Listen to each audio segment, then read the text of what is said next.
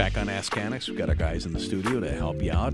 Matt Morzy, Investment Team Manager and a CFP. Hello. Hey, Danny. And we got Fred Coleman, CFP and a Wealth Manager. Welcome. Welcome, Danny. All right, question number one. Does the hype around AI remind you of the hype around 5G? For me, it does. Tech has been beat up in the last couple of weeks.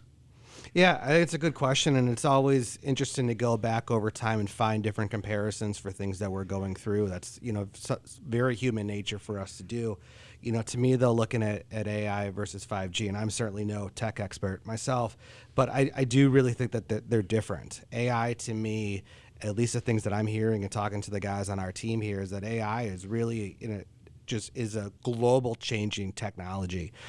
It's been around for a while, but we're getting to the spots now that the technology has really caught up to it to allow that to grow and impact all different areas of our lives.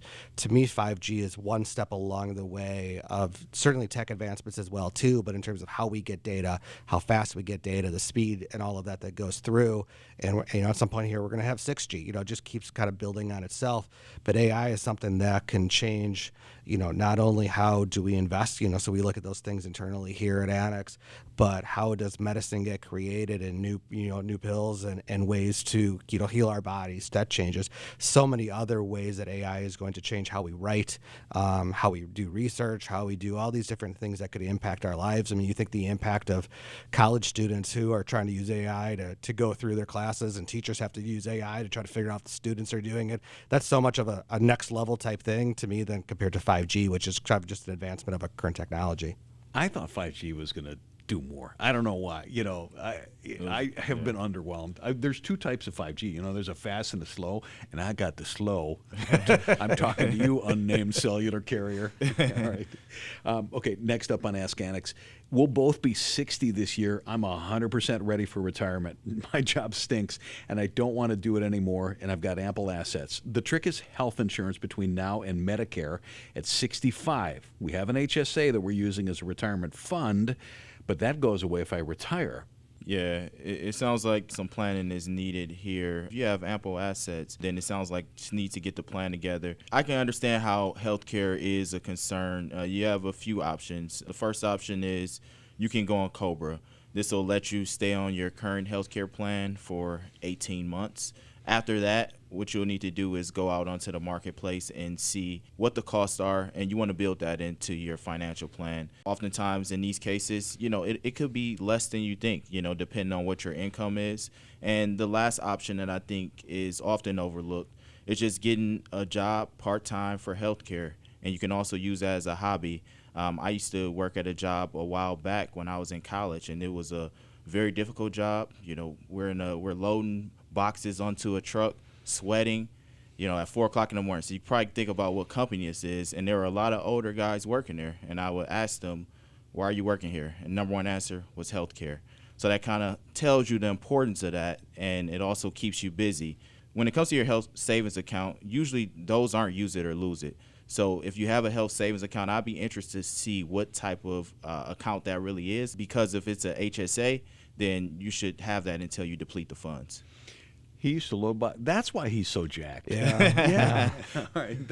I've always been more of a desk worker, so I don't have that same physique that Fred's working with. My knees and back paid for it, though. So. Right. Next up. Is my timing bad if I want to move cash into a simple S&P 500 fund? Certainly, I'm buying near the top. Yeah, and that's always a risk. And for most people, that tends to be an emotional decision at that point, or the fear that they bought the top and the market's never going to go up again. And at that point, we really want to look at is what is your risk tolerance? What is the time period in terms of when you're going to need these funds? What's your overall goal for it? We've said a few weeks back, and it's kind of a fun saying for me, or kind of a glib thing to an extent, is that in order to hit an all-time high, it had to just pass up another all-time high. So you have that cycle that goes through that in order for that money to grow, it's going to have to keep hitting new all-time highs. And that becomes very, very common. But what I would really look at is, again, if you're putting money into the market today, is that a long-term spot for it, or is this short-term? If it's short-term, I wouldn't invest it. I would find a money market to put it in, a CD, treasuries, things like that are going to guarantee a specific interest rate for you, specific timing in terms of when you're going to be able to get that money back and work through things like that. But if this is something that you're not going to use for years, I think you're really fine with doing that. You do have to take that risk that maybe we are at a little bit of a peak and we get a pullback, and you're probably going to have some regret on waiting on that. And if you think that's what's going to happen, I would dollar cost that money in that. I would at a time over the course of a few weeks, few months, or maybe even longer if this is really long-term money. And that way, at least you don't have the emotional regret of if you ended up hitting a peak. Yeah, Matt, you hit it right on the head. I wouldn't let this deter you from investing, especially if it's long-term. History tells us that what the top is today is going to look like a bargain years from now. Mm-hmm. We've hit an all-time high over 350 times since 2013. So that tells you the power of the market. So don't let the hype of the all-time high deter you from investing. One more thing on that. I mean, if you're worried about that too, you really want to look at diversification. You know, the S&P is somewhat of a diversified fund. It's going to be 500 some companies in there, but they're all U.S. large and mid-cap companies. You might want to break that out and add some international, add some small cap in there as well, maybe some fixed income if the risk level is too high, and spread that out because different areas of the market are going to hit different highs at certain points. For instance, like the question says, the S&P is at an all-time high or really close to one. Small caps are still pretty far away from where they were a couple of years ago, so there's some opportunity there before they would hit that all-time high. And areas overseas are even further away. That's Ask Annex. Matt Morzy, Investment Team Manager, CFP. Thanks. Thank you. Fred, the Rocket Coleman. Thank you. Thanks, Danny.